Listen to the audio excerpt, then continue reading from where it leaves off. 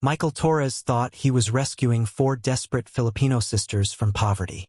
But what started as a lonely man's attempt at kindness had transformed into something the world couldn't understand. A family built on impossible circumstances that would either destroy him or prove that love doesn't always look like what society expects. The phone buzzed at 3 in the morning, cutting through the desert silence like a knife. Michael jerked awake in his empty Phoenix apartment, wondering who could be calling at this hour. The glowing screen showed a message from halfway around the world that would change everything. "My name is Isabella. Please help us. Our mama is dying." Michael rubbed his tired eyes and stared at the words. He had been scrolling through dating apps for months, getting nothing but fake profiles and women who wanted his money. But this message felt different, real, desperate. The photo showed 4 young women standing outside a tiny concrete house. Their clothes were old but clean. Their smiles looked forced, like they were trying to be brave. Behind them, laundry hung on rusty wires and chickens pecked at the dirt.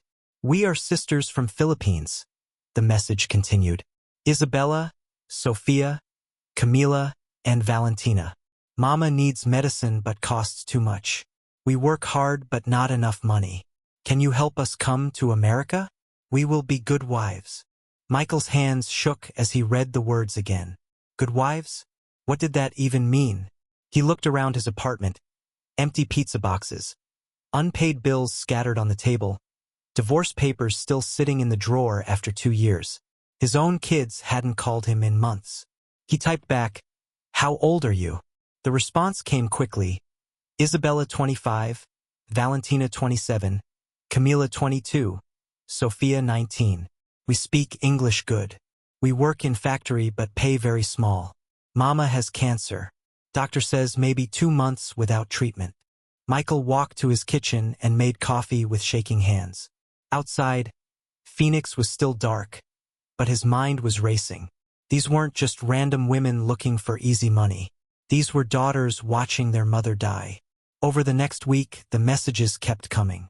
Isabella sent photos of their mother in a hospital bed, tubes in her arms. The bills were in Filipino, but Michael could read the numbers. The treatment cost more than these girls made in a year. "Why me?" he finally asked. "You only one who answer," Isabella wrote back. "We message many American men. You only one who ask about mama first."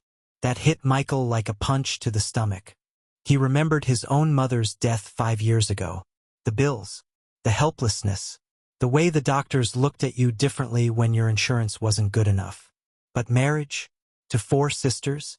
It sounded crazy. Impossible. Maybe even illegal. "I don't know if I can marry all of you," he typed. "We understand," Isabella responded. "Maybe just one for visa. Then we work. Send money home for mama and sisters." Michael stared at that message for an hour. Just one. But what about the other 3? What happened to them? He called in sick to work the next day and spent hours researching Filipino marriage laws, visa requirements, and international money transfers.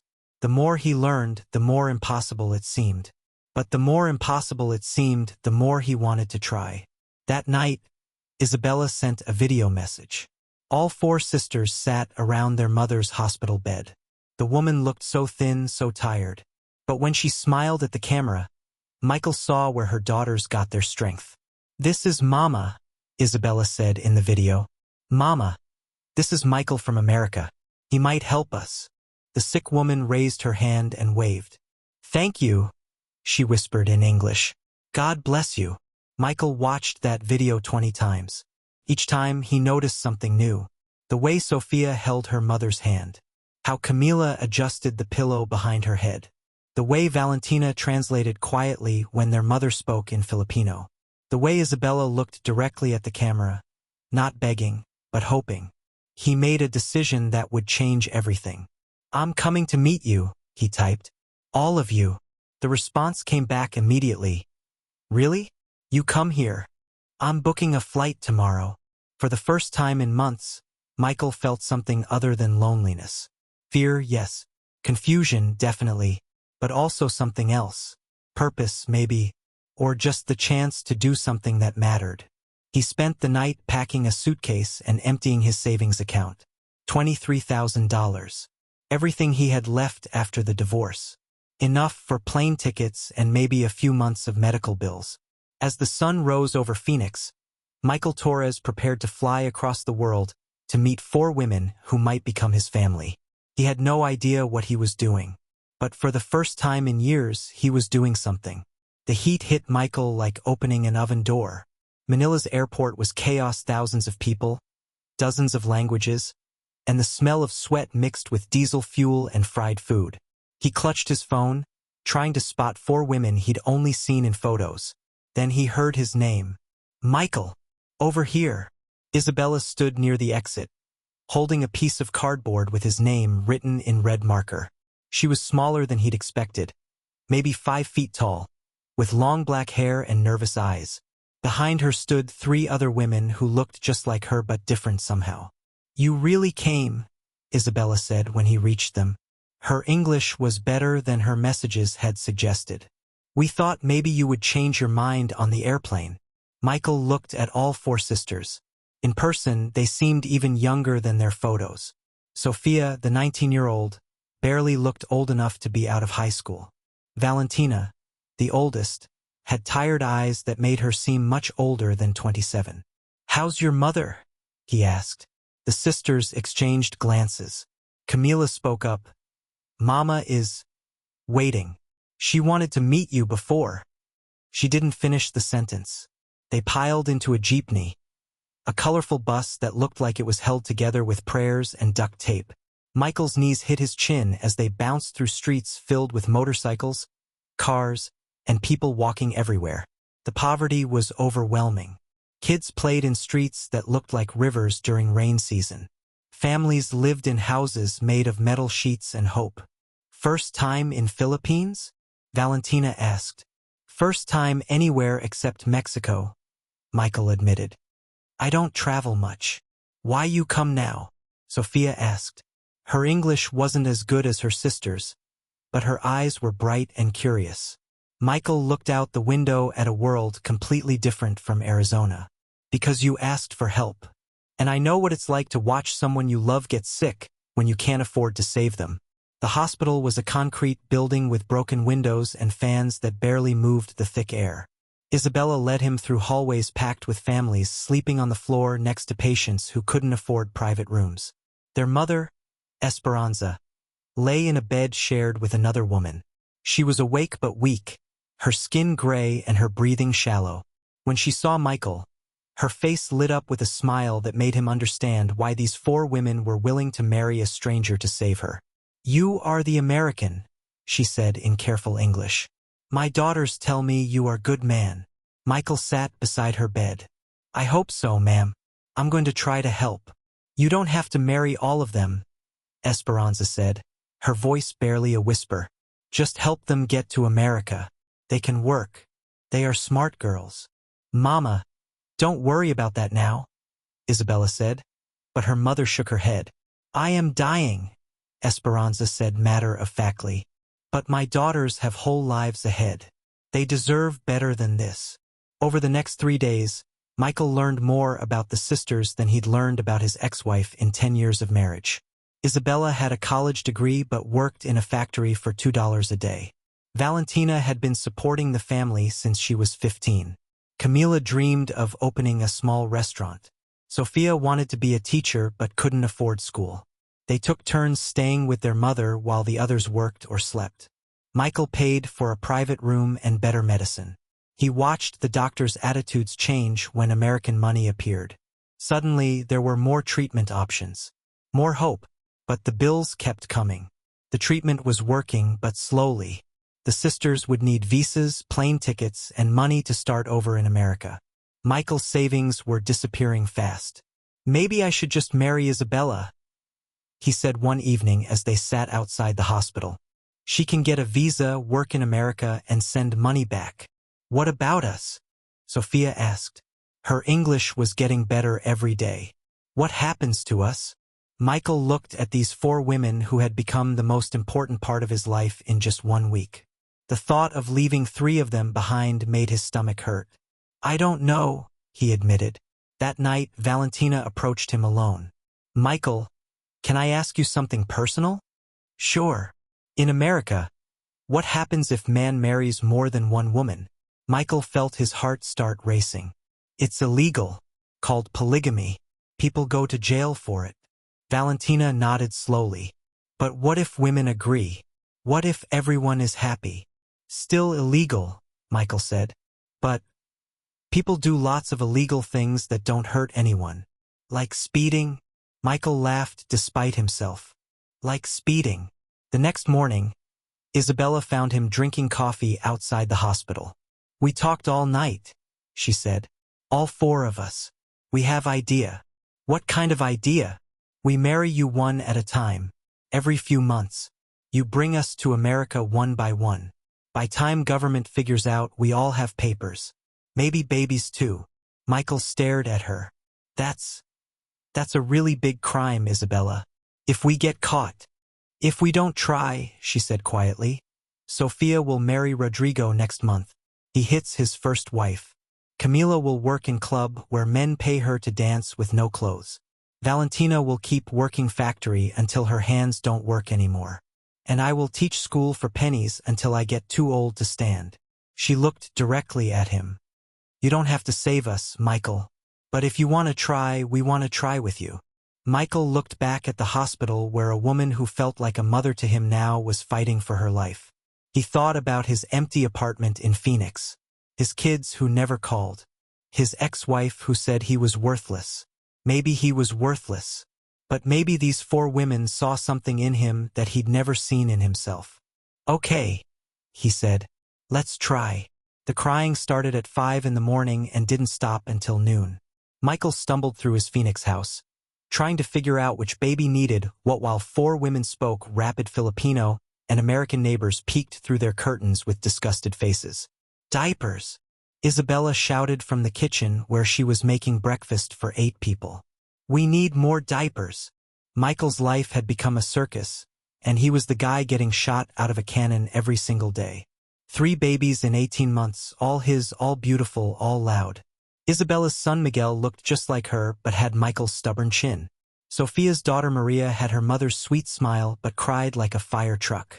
Camila's boy Roberto was quiet but watched everything with smart eyes that missed nothing. The house that used to echo with loneliness now exploded with noise, laughter, arguments, and the constant sound of washing machines. The sisters had created their own system. Isabella handled money like a bank president. Sofia took care of all the kids like a professional mom. Camila cooked and cleaned like she was running a restaurant, and Valentina, now 8 months pregnant, translated between English and Filipino when fights broke out. Michael, the neighbor lady is staring again, Camila whispered, pointing toward the window where Mrs. Henderson stood in her yard, clearly listening to their conversations. Let her stare, Michael said, bouncing Roberto on his knee. We're not doing anything wrong. But that wasn't exactly true, and everyone knew it. Michael had married Isabella first, legally. Then Sofia 6 months later in a small ceremony that looked real but wasn't official. Camila's wedding happened at the courthouse with fake papers that cost Michael $5,000. Valentina's marriage certificate came from a friend who worked at the records office and needed money for his kid's surgery. For wives. 3 babies. One very confused construction worker who worked 16 hours a day to pay for everything. The money was becoming a huge problem. Michael's construction job paid decent wages, but not enough for a family of 8. Baby formula, diapers, doctor visits, car seats, clothes that kids grew out of every 3 months, the bills never stopped coming. We could get jobs, Sofia suggested one evening while feeding Maria. I could clean houses. Isabella could work in office. With what papers? Michael asked. If immigration catches you working illegally, then we figure something else out, Valentina said, rubbing her huge belly. We always figure something out. But Michael was scared. Not of the work or the money problems. He was scared of losing them.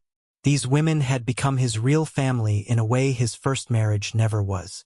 When he came home tired and covered in construction dust, Isabella had dinner ready.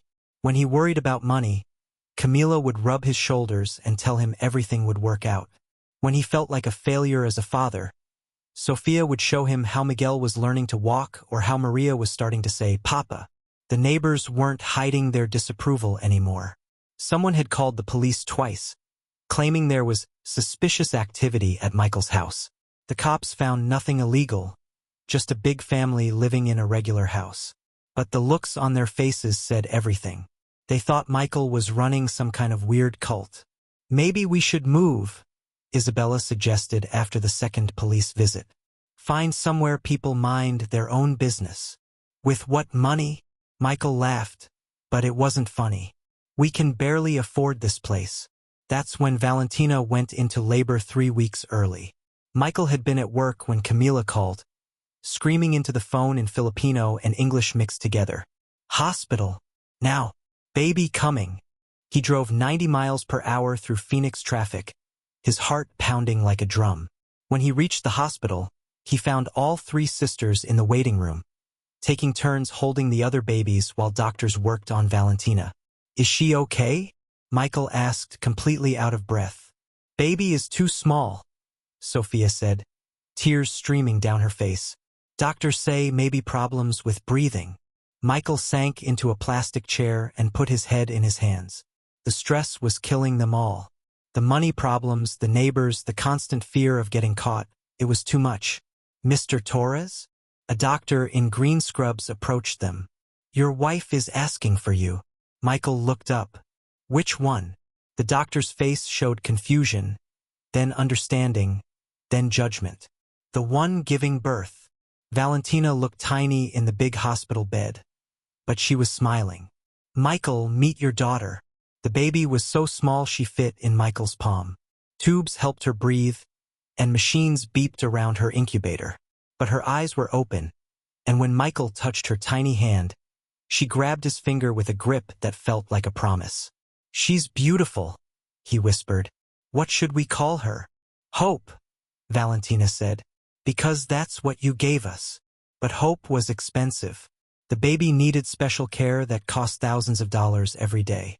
Michael's insurance covered some of it, but not enough. The bills started piling up faster than ever.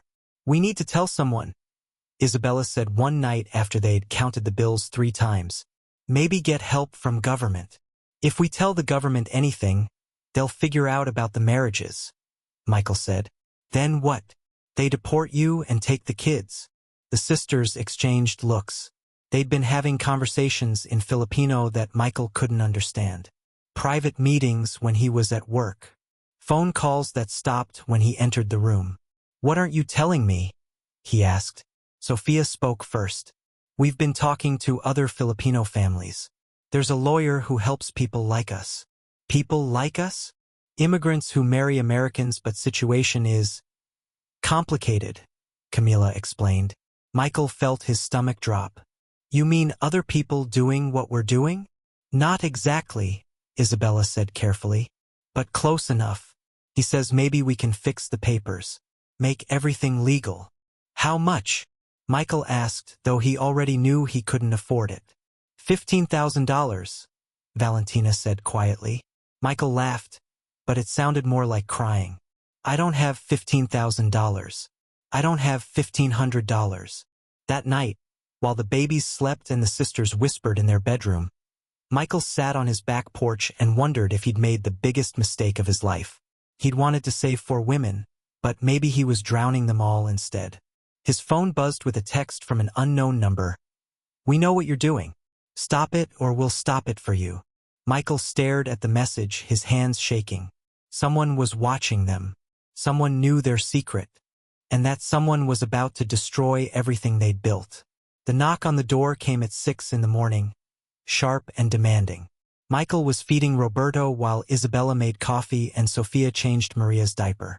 The sound cut through their morning routine like a knife through paper. Immigration officers. Open the door. Michael's blood turned to ice. Through the window, he could see 3 men in suits and a woman with a clipboard. Behind them stood someone he recognized, his ex-wife Linda, wearing a smile that could freeze hell. Get the kids, he whispered to the sisters. Take them to the back bedroom. Now. But it was too late. The officers were already walking around the house, peering through windows.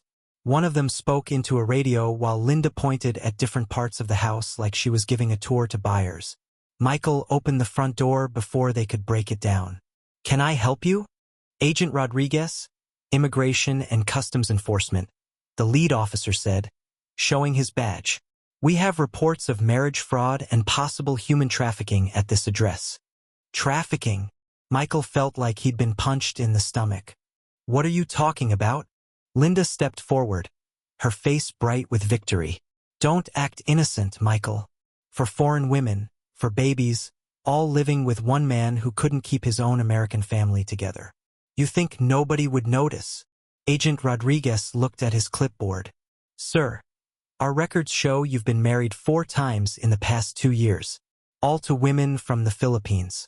Is that correct?" Michael's mouth went dry. I need a lawyer."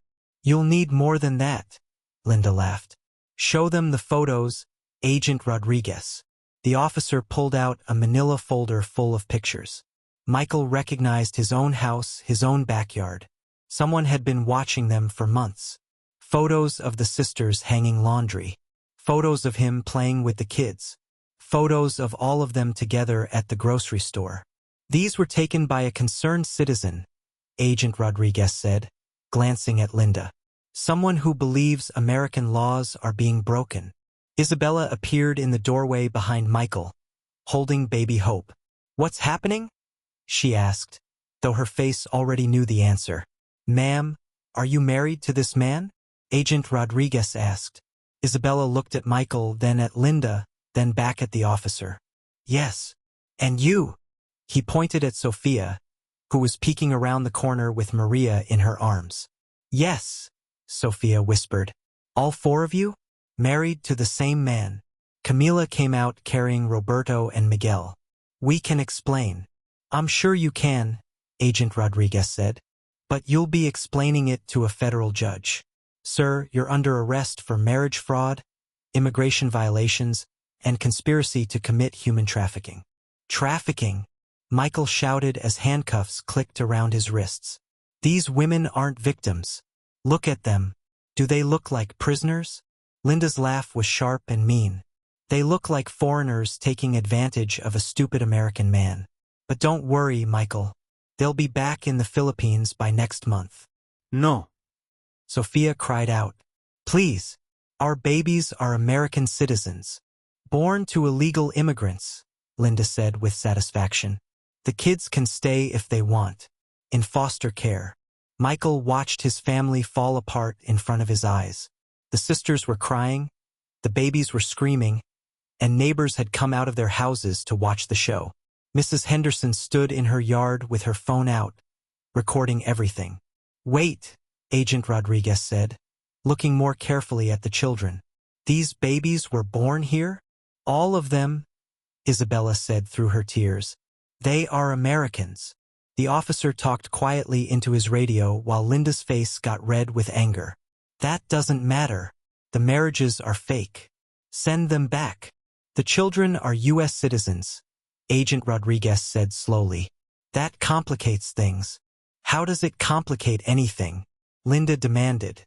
"Arrest them all." But Michael could see doubt in the officer's eyes now. The situation wasn't as simple as Linda had made it sound. For women with American children. A man who was clearly working hard to support them all. A house full of family photos and baby toys. "Ma'am," Agent Rodriguez said to Isabella, "did this man force you to marry him?" "No," Isabella said firmly. "He saved us." "From what?" Isabella looked at her sisters, then at Michael being loaded into a police car, then back at the officer. "From dying poor and alone in Philippines. He gave us chance at life." "In exchange for what?" Agent Rodriguez pressed.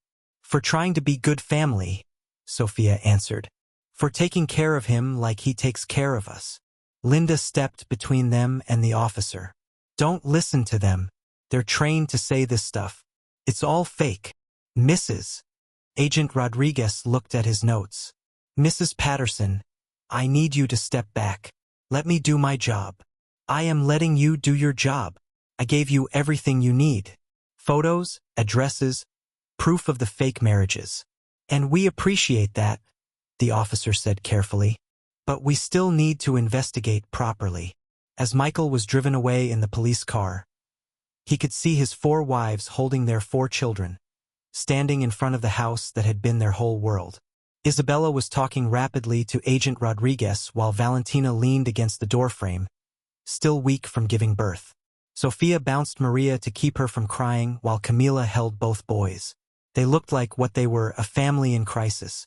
At the police station, Michael sat in a gray room with gray walls and gray chairs, waiting for a lawyer he couldn't afford. Through the small window, he could see protesters already gathering outside. Some held signs saying, "Deport the criminals." Others said, "Keep families together." His story had hit the local news faster than a wildfire. Phoenix man arrested for marrying 4 Filipino sisters. The reporters made it sound dirty and wrong, like he was some kind of monster who collected women like trophies. But sitting in that gray room, Michael knew the truth. He'd found 4 women who needed help, and they'd found a man who needed purpose. Together, they'd built something that wasn't perfect but was real.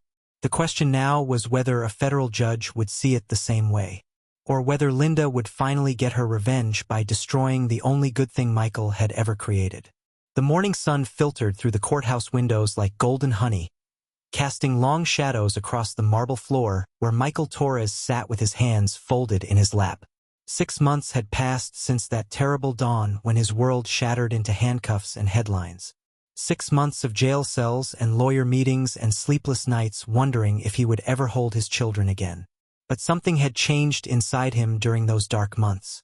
The desperate man who once scrolled dating apps at 3 in the morning no longer existed. In his place sat someone quieter, steadier. A man who had learned the difference between being needed and being valued. The courtroom filled slowly. Isabella entered first, wearing a simple blue dress that Michael had bought her for their first wedding. Behind her came Sofia, carrying Maria, who had grown so much that Michael barely recognized his own daughter. Camila followed with the boys, Roberto and Miguel walking now on unsteady legs that reminded Michael of his own uncertain steps into fatherhood. Valentina brought up the rear, baby Hope sleeping peacefully in her arms. They took their seats in the front row, for women who had crossed an ocean to save their mother and ended up saving a broken man instead. Their eyes met his across the courtroom, not with desperation anymore, but with something deeper, trust maybe, or simply love that had been tested and proven real. The prosecutor was a thin woman with sharp eyes who spoke about Michael like he was a predator. "Marriage fraud," she said, her voice echoing off the high ceiling. "Immigration violations, a pattern of exploitation that threatens the very foundation of American family values." But when Isabella took the witness stand, the courtroom grew quiet in a different way. She spoke slowly, choosing each English word with care, her accent turning simple statements into something that sounded like poetry. "Your Honor," she began, her voice steady despite the cameras and crowds. "Before Michael, I was teacher in Philippines, $50 every month. I taught children whose families could not buy them books. I taught them to dream of America while I knew I would never see it myself." She paused, looking directly at the judge, an older black woman whose face revealed nothing. "My sister Sophia, she was going to marry a man who beat his first wife, because her family needed money for food. My sister Camila, she was working in a place where men paid her to dance without clothes because factory job was not enough to keep us alive. My sister Valentina, she was sick with diabetes and we could not buy insulin." The prosecutor tried to interrupt, but Judge Morrison raised her hand for silence. "Michael did not save us from being poor," Isabella continued. "Poor is not shameful. Michael saved us from having no choices. When we asked for help, he was the only person in whole world who said yes. Not yes to taking advantage. Yes to trying." The courtroom was so quiet that Michael could hear his own heartbeat. Isabella's words painted a picture that no one in that room had expected. Not of victims and predator, but of desperate people finding each other in the darkness. When Sophia testified, her English was stronger than it had been 6 months ago. She told the judge about learning to be a mother while learning to be an American, about nights when Michael walked the floor with crying babies so she could sleep, about the way he taught her to drive and helped her practice English and never once made her feel stupid for not knowing things. "He did not marry us for sex," Sophia said, her young face serious and determined. "He married us because we asked him to help us live. And when we offered to love him back, not perfect love but real love, he was brave enough to accept it." Camila spoke about money, showing the judge bank records and receipts that proved every dollar Michael earned went to supporting their family. Valentina talked about citizenship classes and English lessons and the college fund Michael had started for each child, even when he could barely afford groceries. But it was Michael's own testimony that changed everything. He stood at the witness stand and looked out at the packed courtroom. Supporters and protesters, reporters and curious neighbors, his ex-wife Linda sitting in the back with her arms crossed and her face twisted with disappointment that her revenge wasn't working out as planned. "Your Honor," Michael said, his voice surprisingly calm, "I came here thinking I was rescuing for women, but the truth is, they rescued me." He told the judge about his empty apartment and his silent phone and his children who had stopped calling because their father had become a stranger even to himself. He talked about loneliness so deep it felt like drowning, about waking up every morning with no reason to get out of bed. "These women didn't need me to save them," he said, looking at Isabella, who smiled through her tears. "They needed someone to see that they were worth saving. And I needed someone to show me that I was worth something too." The judge asked hard questions about the legal marriages versus the ceremonial ones, about immigration law and marriage fraud statutes, about whether genuine affection could exist within such complicated circumstances. Michael answered honestly.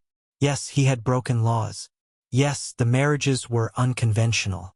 Yes, he had tried to work around a system that seemed designed to keep families apart.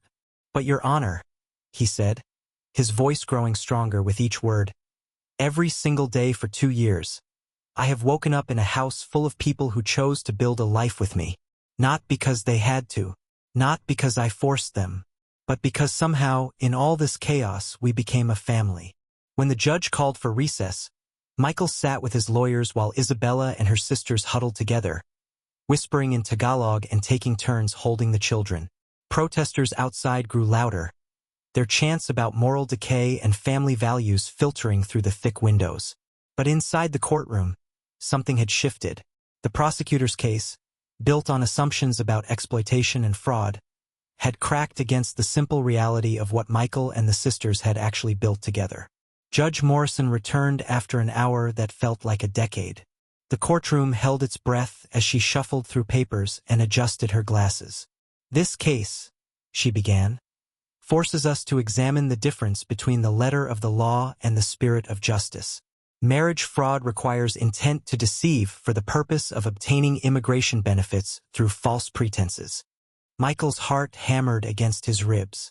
"What I see here," the judge continued, "is 4 legal marriages between consenting adults who chose to create an unconventional but functioning family structure. Mr. Torres did not hide his relationships or attempt to deceive immigration authorities. The marriages, while numerous and unusual, were conducted in good faith between people who genuinely chose to build a life together." The courtroom erupted. Linda stood up, shouting about the destruction of American values. Supporters cheered. Reporters rushed for the doors to file their stories. But Michael heard only the judge's final words.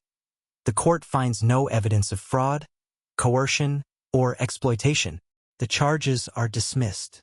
Outside the courthouse, protesters still waved their signs and shouted their slogans. News vans lined the street, their satellite dishes reaching toward a sky that seemed impossibly blue after months of gray jail cells and fluorescent-lit conference rooms. Isabella took Michael's hand as they walked through the crowd, Sophia and Camila flanking them with the children, while Valentina pushed baby Hope in her stroller. They looked like what they had always been, a family walking home together. "So what now?" Elena asked as they reached their car, borrowed from their lawyer because theirs had been impounded during the arrest. Michael looked back at the courthouse where a judge had decided that love doesn't always look like what society expects. He thought about the empty apartment he used to live in, about nights spent scrolling through dating apps and wondering why no one wanted him. "Now we go home," he said, lifting Miguel into his car seat while Roberto climbed in beside him. "We go home and live our lives together." As they drove through Phoenix toward the house that had become their sanctuary, Michael realized that he had finally learned the most important lesson of his 53 years. His worth had never been determined by his ex-wife's anger or society's approval, or even these four women's need for him. His worth came from his own choices, from saying yes when others said no, from showing up when showing up was hard, from loving imperfectly but genuinely, even when the whole world called him crazy for it. The house on Maple Street still had bullet holes in the mailbox from angry neighbors and graffiti on the fence from people who thought they knew what went on inside. But as they pulled into the driveway, Michael saw it differently now, not as a hiding place, but as home. Love, he had learned, isn't about being understood by everyone. It's about understanding yourself well enough to recognize it when it finds you, brave enough to fight for it when others try to destroy it, and wise enough to know that sometimes the most radical act is simply choosing to be kind.